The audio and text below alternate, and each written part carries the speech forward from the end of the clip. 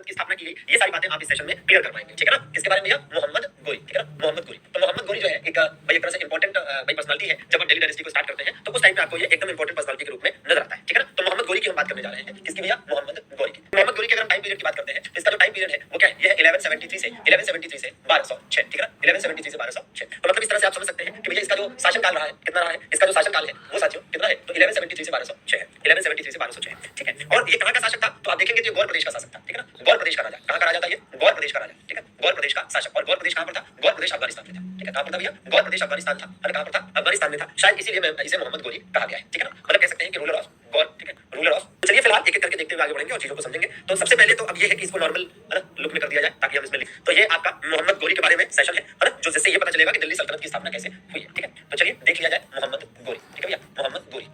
अब मोहम्मद गोरी से रिलेटेड जो है ना जो बातें हैं वो हम अपने ही अंदाज में पढ़ेंगे, जैसे हम पढ़ते हैं अपना वीके का जीके वाला अंदाज, वही पुराना, ठीक है ना। हाँ जी। तो चलिए एक एक चीज को देखते हुए चलते हैं। तो सबसे पहले तो ये कि भैया ये किस वंश का था? तो ये भैया संसबरी वंश का था। कौन से वंश का था ये? संसबरी वंश का था, ठीक है। तो वंश की अगर बात करें तो कौन से वंश का था ये? संसबरी वंश का, ठीक है, संसबरी डायनेस्टी, संसबरी वंश या संसबरी डायनेस्टी, ठीक है, संसबरी वंश या संसबरी डायनेस्टी, ठीक है ना। 1175 में पहला आक्रमण किया था, ठीक है ना, बिल्कुल ठीक। अरे यार ऐसा है कि भारत पर इसका आक्रमण हुआ है, ठीक है, भारत पर आक्रमण हुआ है। ये जो शासनकाल इसका हमने बताया है, ये जो शासनकाल 1173 से स्टार्ट करके 1206 बताया है, ये अफगानिस्तान के गौर प्रदेश का शासनकाल बताया है, भारत में इसका शासनकाल नहीं बताया है, ठीक है। 1173 में अफगानिस्तान स्थित गौर प्रदेश का शासक बना, राजा बना, और वहां से इसने 1175 में भारत पर अटैक किया, ठीक है। तो 1173 जो है, 1173 जो है ये शासक बना है कहां पर? अफगानिस्तान में शासक बना है, भारत में शासक नहीं बना है, ठीक है। तो इस वजह से ये चीज है। तो ये दिमाग में मतलब ये कि 1175 में पहला आक्रमण किया तो और 1178 में हारा, तो फिर 1173 में कैसे शासक बन गया? तो ये अपने क्षेत्र में शासक बना है, यहां पर नहीं, ठीक है ना। चलिए भैया आइए देख लिया जाए भैया।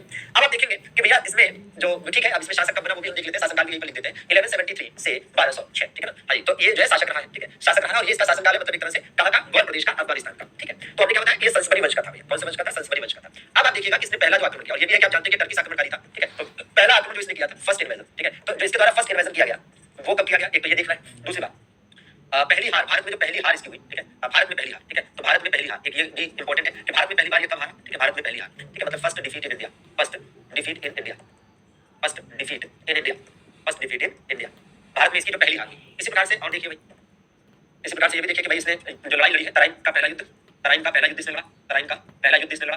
बढ़िया नोट्स बनाते चलिए, ठीक है। First battle of Tarain, first battle of Tarain, first battle of Tarain, ठीक है, फर्स्ट बैटल ऑफ तराइन। फिर सेकंड बैटल ऑफ तराइन, ठीक है, तराइन का दूसरा युद्ध, तराइन का दूसरा युद्ध, तराइन का दूसरा युद्ध, ठीक है, सेकंड बैटल ऑफ तराइन।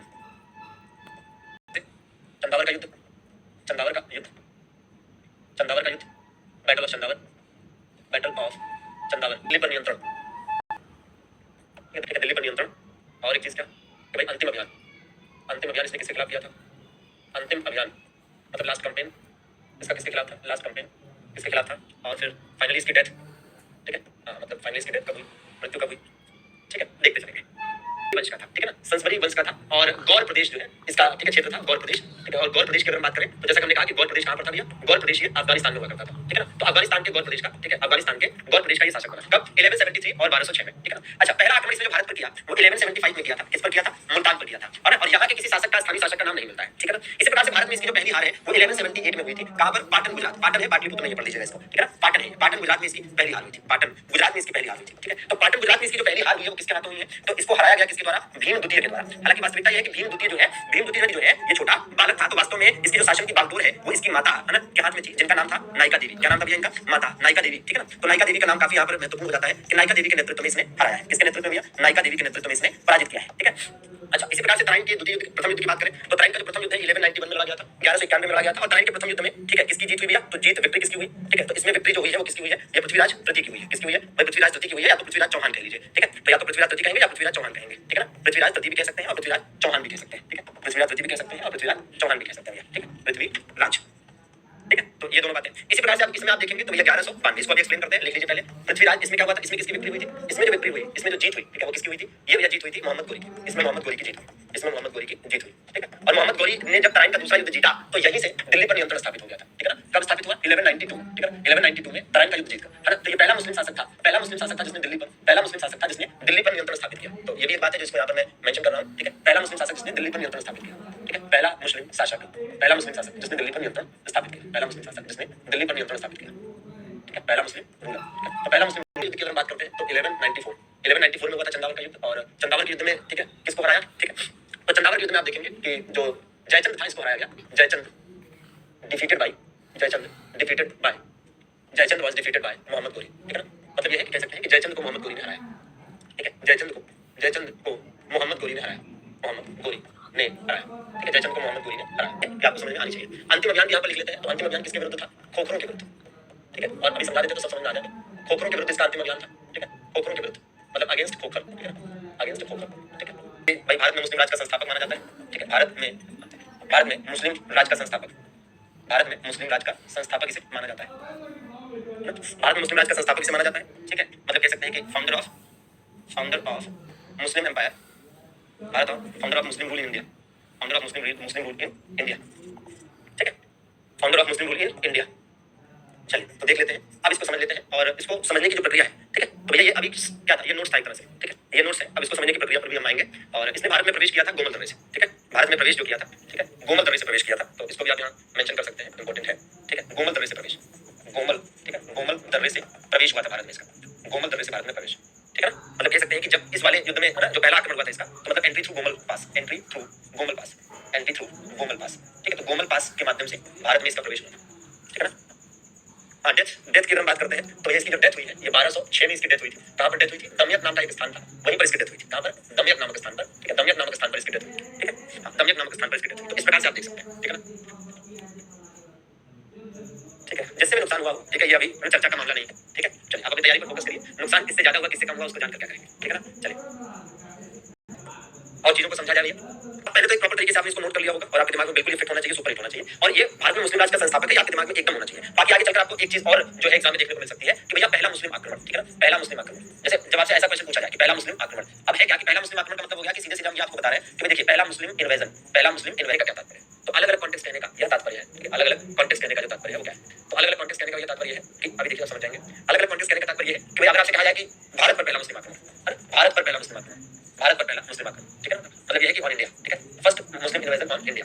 और आपसे कहा जाए कि दक्षिण भारत पर पहला मुस्लिम आक्रमण, क्या कहा जाए? दक्षिण भारत पर पहला मुस्लिम आक्रमण, दक्षिण भारत पर पहला मुस्लिम आक्रमण, दक्षिण भारत पर पहला मुस्लिम आक्रमण मतलब on south India, on south India, on south India. एक क्वेश्चन ये कि बिहार पर पहला मुस्लिम आक्रमण, ठीक है, किस पर भी? बिहार पर पहला मुस्लिम आक्रमण। तो बिहार पर पहला मुस्लिम आक्रमण और इसी प्रकार से बंगाल पर पहला मुस्लिम आक्रमण, ठीक है, किस पर? बंगाल पर पहला मुस्लिम आक्रमण, ठीक है। तो ये चीज भी है, ठीक है।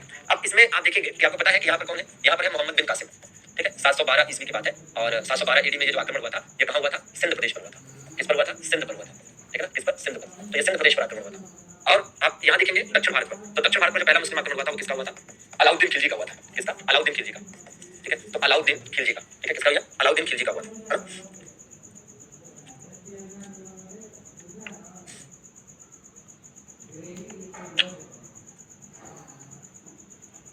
ठीक है। अलाउद्दीन खिलजी का पहला आक्रमण हुआ था। अलाउद्दीन खिलजी आप जानते हैं, ठीक है, कि अलाउद्दीन खिलजी ने जो आक्रमण किया था ये किस पर आक्रमण किया था भैया? तो ये आक्रमण इसके द्वारा किया गया था देवगिरी पर। किस पर? देवगिरी पर आक्रमण किया गया था। किस पर किया गया था? देवगिरी पर आक्रमण किया गया था। और देवगिरी, ठीक है, देवगिरी का शासक उस समय कौन था? रामचंद्र देव, ठीक है। और ये बात कब की है? ये बात है भैया 1296 की, ठीक है, 1296 की। अब ये भी देख लीजिए, तो उस समय बिहार और बंगाल एक ही में हुआ करता था। उस समय बिहार और बंगाल में है ना, मतलब सेम सत्ता चलती थी लोकल लेवल की, ठीक है ना। हाँ जी। और इसमें आप देखेंगे कि बिहार और बंगाल पर जो पहला आक्रमण हुआ ये हम देखेंगे किसके द्वारा किया गया? बख्तियार खिलजी के द्वारा, है ना। बख्तियार खिलजी में मोहम्मद गोरी का ही दास था, बख्तियार खिलजी, ठीक है, बख्तियार खिलजी किया गया था।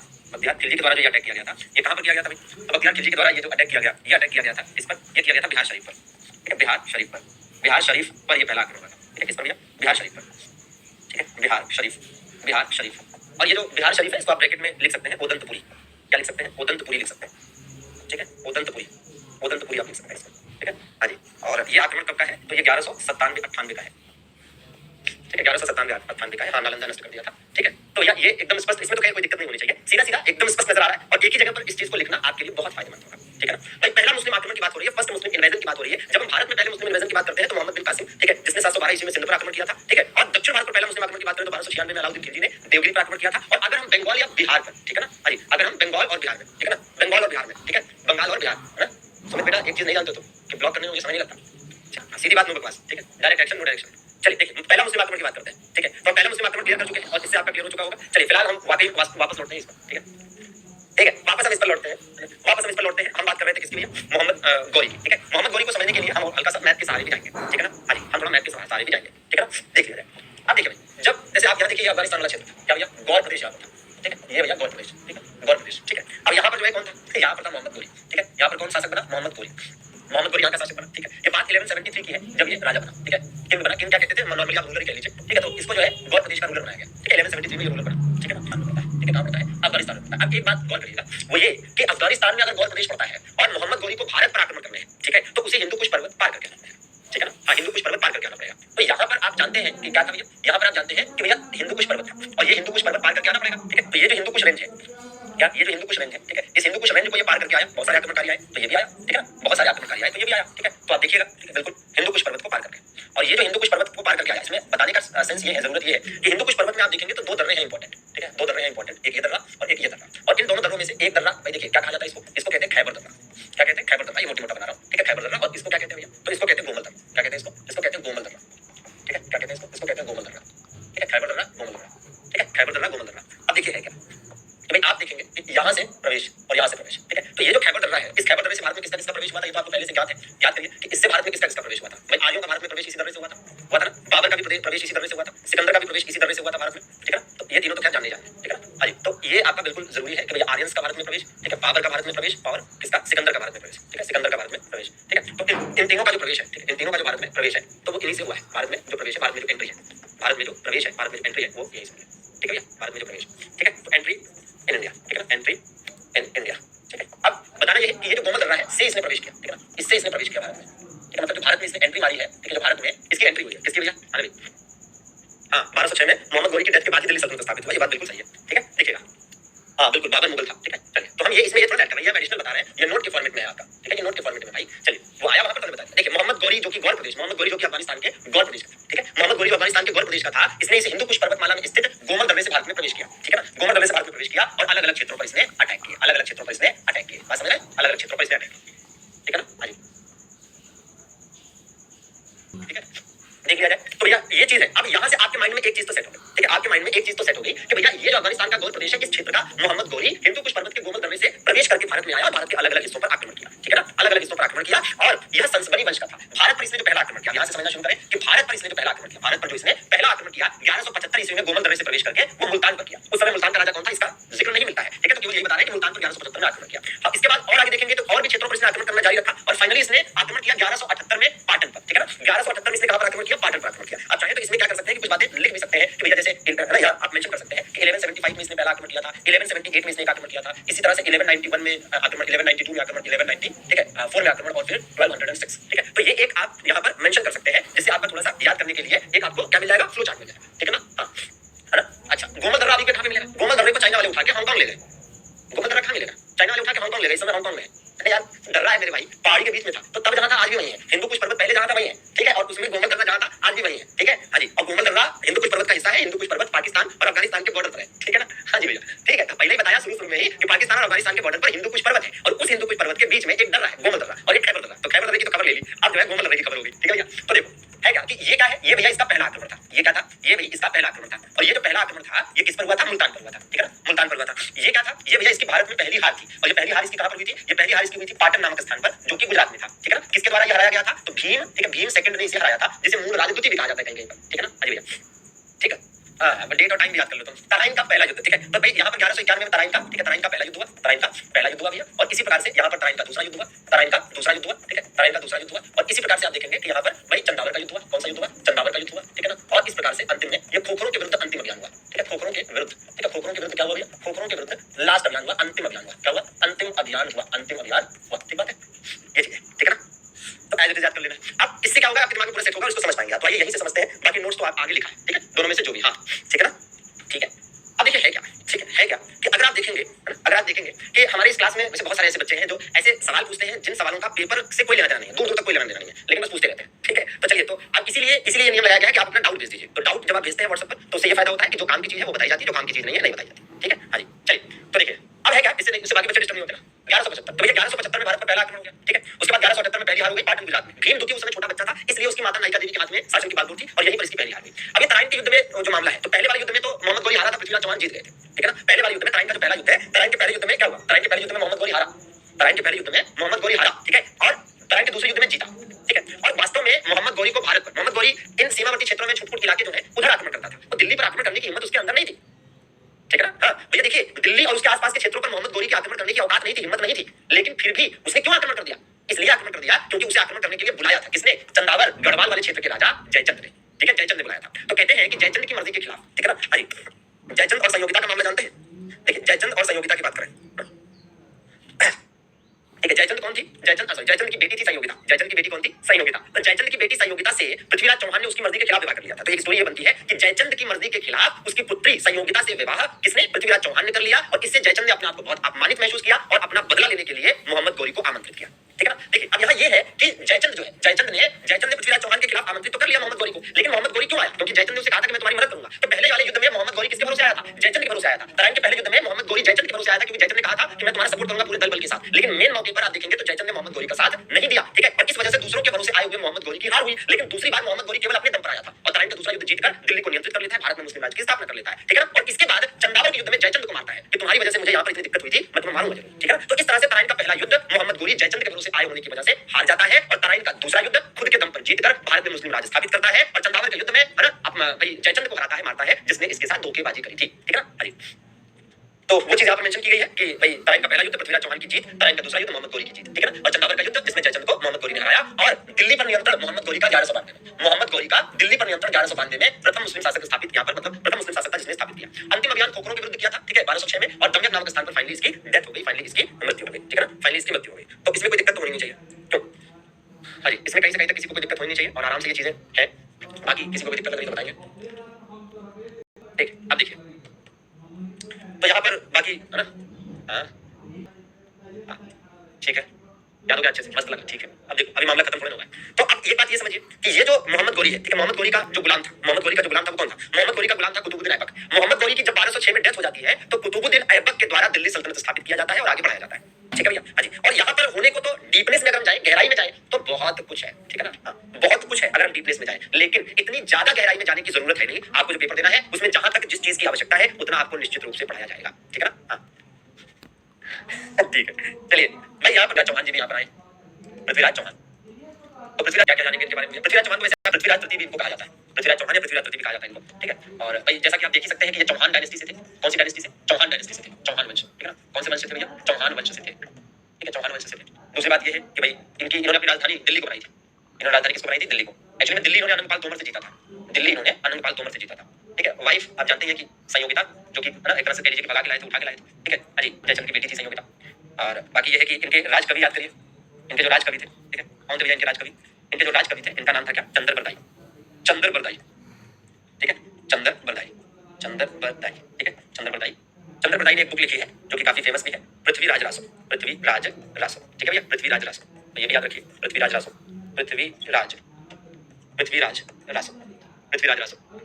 बाकी दो युद्ध तो बता चुके हैं तो उसकी जरूरत नहीं है। इनका एक वास्तविक नाम अलग था, रियल नेम। इनका रियल नेम था राय पिथौरा, राय पिथौरा इनका वास्तविक नाम था, राय पिथौरा। ठीक है, राय पिथौरा। ठीक है, और इन्होंने एक किला भी बनवाया था जिसका नाम था पिथौरागढ़ का किला।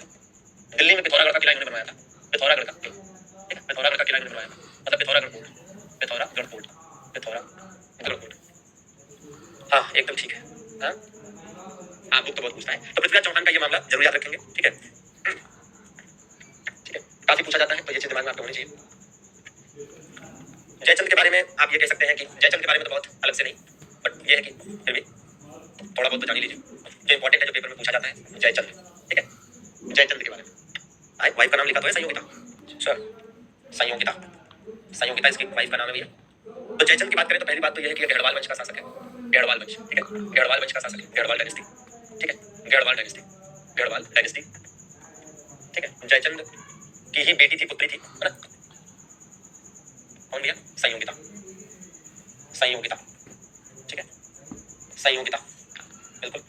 और इसका जो क्षेत्र था, ठीक है, एक तो ये भी याद रखेंगे, मोहम्मद गौरी को, ये पूछा जाता है क्वेश्चन, मोहम्मद गौरी को पृथ्वीराज तृतीय पर आक्रमण के लिए आमंत्रित किया, पर आक्रमण हेतु आमंत्रित किया, आमंत्रित किया।